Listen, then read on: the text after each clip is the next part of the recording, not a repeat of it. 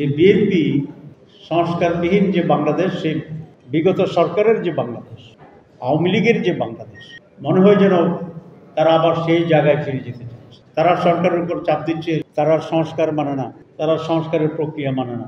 এটা কেন হচ্ছে? ওরা প্রত্যেকটি জায়গায় গিয়ে একটা ঝামেলা তৈরি করার একটা সিদ্ধান্ত নিয়েছে, এবং সেটা কেন নিয়েছে আমার বুঝে আসে না। কারণ যদি নির্বাচন না হয় তাহলে এখানে বিএনপির খুব লাভ আছে বলে আমরা, এটা নাকি একটা নতুন পৃষ্ঠা যোগ করেছে, কিন্তু আমরা যেটা দেখলাম তো আমাদেরটা ঠিকই আছে। তো বিএনপির একটা জায়গায় কেন পৃষ্ঠা যোগ? এগুলো সবগুলো হচ্ছে একটা ধোঁয়াশে পরিস্থিতি তৈরি করার জন্যে একটা পরিকল্পিত একটা উদ্যোগ। এখন বিএনপি যদি সংস্কার না মানে, সংস্কার না, তাহলে তাদের কমপক্ষে এই দায়িত্বটা ছিল যে সংস্কার প্রসেস শুরু হওয়ার আগেই তারা বলতো যে আমরা এই কমিশনে অ্যাটেন্ড করবো না, আমরা এটাকে বয়কট করছি। তো তখন বিএনপি ছাড়াই যদি হতো নাহলে হতো না। কিন্তু এতগুলো সময় নিজেরা থেকে কথা বলে তাদের নেতা তো মনে হয় আমার মনে হয় 10 ঘন্টার চেয়ে কম কথা বলে নেই সব যোগ করতে। আমাদেরকে একসাথে করে আমাদের সময় ব্যয় করে আমরা একটা জায়গায় পৌঁছেছি। তো এখন এই কথাটি বলা আমি মনে করি তাদের দায়িত্বহীনতার পরিচয়, নতুন করে দেশে একটি রাজনৈতিক সংকট তৈরি করার অপপ্রয়াস, এবং ফেব্রুয়ারিতে যে নির্বাচনটি এসে গেছে, এই নির্বাচন সম্পর্কে মানুষের ভিতরে সংশয় তৈরি করার একটি অপকৌশল,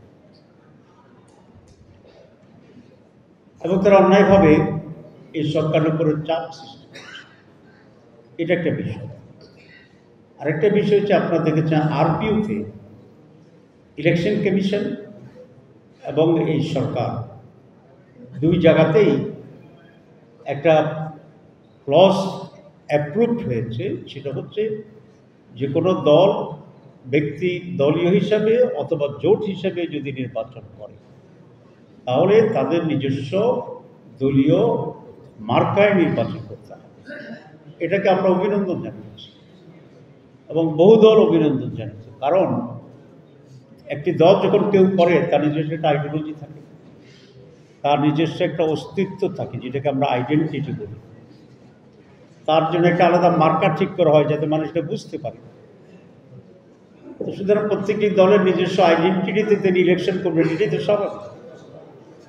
হ্যাঁ, কেউ যদি জোট করে অবশ্যই জোট করতে পারবে। জোটের লোকেরা যদি তাকে ভোট দিতে চায় তারা ভোট দিবে, তার জন্য তার মার্কা ব্যবহার করতে হবে, এটা তো কোনো জোট।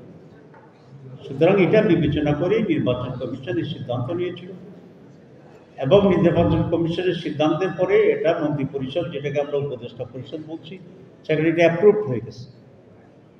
হঠাৎ করে বিএনপি এসে আবার বলে যে এটা আমরা মানি না। এখন তারা সরকারের উপর চাপ দিচ্ছে যে এটা পাশ করছে এটাকে আবার চেঞ্জ করে দেওয়ার। তাহলে তারা আরপিও মানে না, তারা সংস্কার মানে না, তারা সংস্কারের প্রক্রিয়া মানে না। এরপরে আসছে সংস্কারের জন্য একটা গণভোট আয়োজনের জন্য, এটা প্রস্তাব ছিল।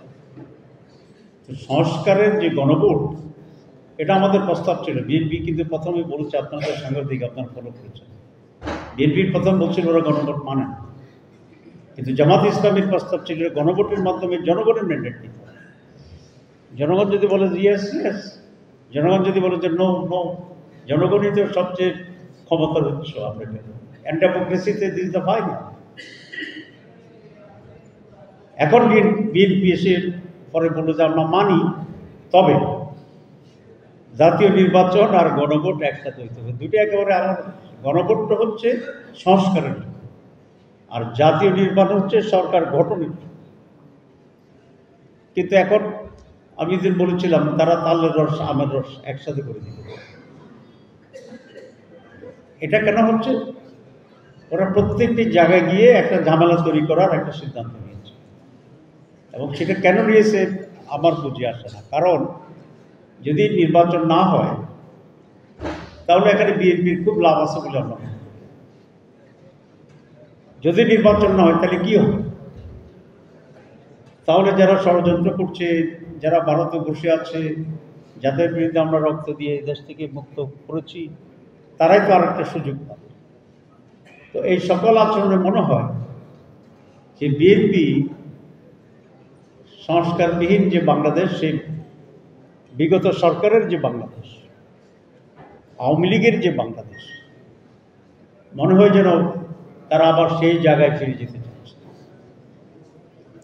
এবং সেই কারণে আমরা বলেছি বাংলাদেশকে আওয়ামী জাহেলিয়াতের দিকে ফিরে যেতে এই দেশের মানুষ কখনোই দেবে না।